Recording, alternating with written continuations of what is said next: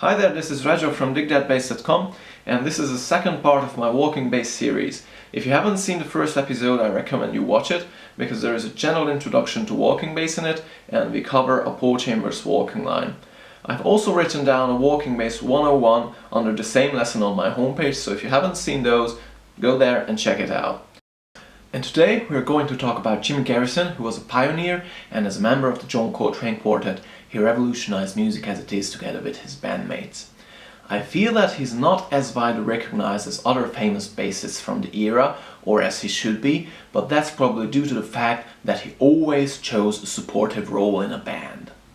His great musicianship lies in the fact that he always chose to make the band sound good. And actually a lot of people think that he was the center of the John Coltrane Quartet, the glue holding them together. And it might be just us bassists who like to think that bass is such an important instrument, but when I was listening to the John Coltrane Quartet records, I felt sort of the same way. So whenever the band was going freely wherever they wanted to go, I felt it was the bass which was pulling them back. And Jimmy Garrison had a very good ear as well, meaning that he perfectly felt the musical spaces where he could make little pauses, where he could include some motives, or could reflect to something that the other band members just played. And that brings a very interesting motion and movement to his lines.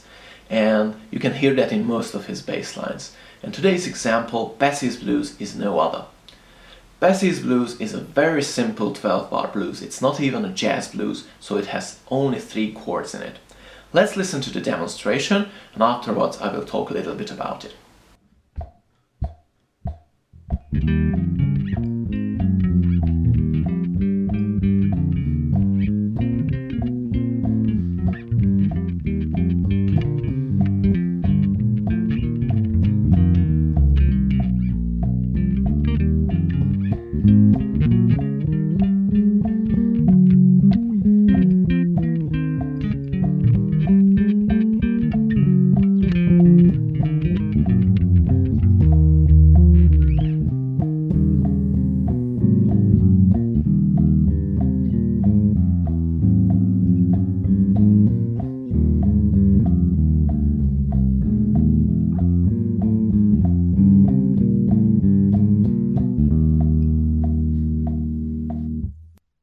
And the analysis.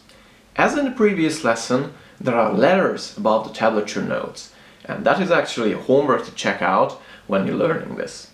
Those letters are basically describing the rows of the notes within the given chord. R stands for root, 3 for third, 5 for fifth, 7 for seventh, D stands for diatonic, loosely meaning within the scale, and C stands for chromatic passing note. Looking at this theoretical information and learning it, knowing it, is essential. Otherwise, you will be only learning to play a seemingly random bunch of notes that sound good when you play along with the record. You have to sit down at the bass line first only and look at it bar by bar. And then you will probably notice that, he began that bar with a chromatic note. Why is that? Oh, there doesn't have to be a root in that bar. You can solve it with chord tones only, without the root. And then you can look at your bass and the neck and look at the shapes these notes form. And then after you can put on the music, and then you will probably understand that that strangely sounding note is beginning to make sense because he was reacting to the piano player. So be sure to do that part of your homework as well. So let's just point out a few things about this bass line. The first round, the first 12 bars are pretty clean and powerful. It's very melodic, and there are just very few chromatic notes.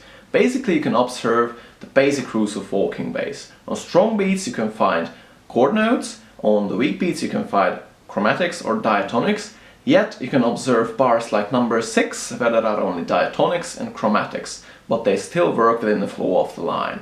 So observe that and listen to that. In round 2 a lot of interesting things are going on. First, Jimmy brings up the intensity by going up the neck, and in the midst of that, for 1 second he stops on a chromatic note in bar 16, but then he immediately resolves it with 2 strong harmonic notes. Just notice how he creates that tension and resolution and brings anticipation to music without really breaking the flow of it.